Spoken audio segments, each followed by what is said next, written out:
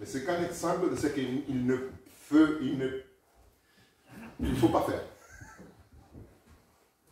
David, il avait combien de concubines et de femmes et d'épouses à l'âge de droit?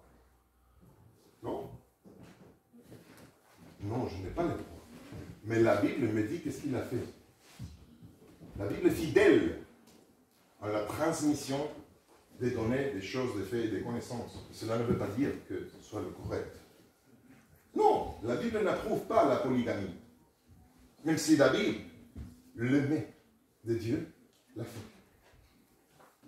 Alors de même, les disciples ont posé une question qui voulait plutôt montrer qu'ils avaient compris, ils pensaient qu'ils avaient compris qu'est-ce que Jésus voulait dire. Ils ne s'étaient pas du tout intéressés à la réponse. Et c'est là que Jésus commence à répondre. Et depuis là, vous n'entendez plus les disciples. Vous voyez, les disciples ont gardé silence absolu depuis le verset 4 en avant. Ils se sont rendus compte qu'ils étaient fous. Ils ont posé une question bête. Vous voyez? Vous me suivez? Bon, je continue un petit peu. Et dès que vous avez un message urgent, est-ce que vous vous attardez avec les détails? Qu'est-ce que vous priorisez davantage est la première chose? La toute première chose que vous dites? L'essentiel. L'essentiel. Imaginez-vous qu'il y a un feu dans cette église. C'est une... Il y a un feu. Je sors et je commence à parler avec la voisine. Savez-vous, il y avait un petit enfant qui était en train de jouer avec des allumettes. Finalement, il a allumé une bougie. Et parce qu'on a un programme aujourd'hui, c'est un anniversaire, donc le département d'école du sabbat, finalement, en fait. Et je commence à faire le détour, à expliquer. Pour arriver à la fin, et bon, bref, écoutez, est-ce qu'il y a un feu à l'église? Est-ce que vous pouvez appeler les pompiers, s'il vous plaît? Est-ce qu'on fait ça? Non. Tu sors, et la première chose que tu hurles, c'est quoi? Feu, pompier. Fuego. Oui, bien. Feu. C'est la toute première chose. Quelle est la toute première chose que Jésus a répondu? Verset 4.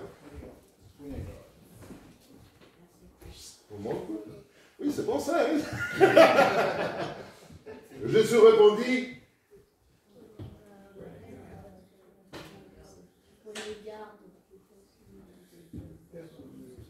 La toute première chose.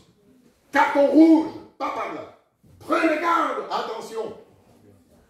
Que personne vous séduise, pas par là. Carton rouge. Est-ce qu'il y a carton rouge dans le hockey? Je ne sais pas. Je n'aime pas non plus le foot, donc soccer. Mais voilà, carton rouge.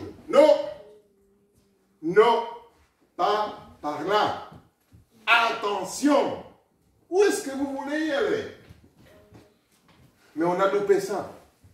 Cette phrase, on l'a loupé. On se focalise sur les guerres, les bruits de guerre, les pandémies, les fléaux, les tremblements de terre. On se focalise que sur ça. Mais Jésus, il a commencé par la toute première chose. Attention, garde-vous. Non, pas par là. Jésus dit, il reconnaît en ses disciples cette soif qu'on a d'être les avantageux, les premiers, les plus sages. On connaît plus que les pharisiens, que les sadducéens, que les prêtres du temple. On est les disciples de Jésus. Et ça, c'est le péché de l'Odyssée. On est riche. On connaît la vérité du sabbat. Bien. On connaît la vérité des états des morts. Bien. On connaît la vérité de l'avènement de Jésus. On connaît la vérité du sanctuaire. Bien. On est riche. Et on échoue.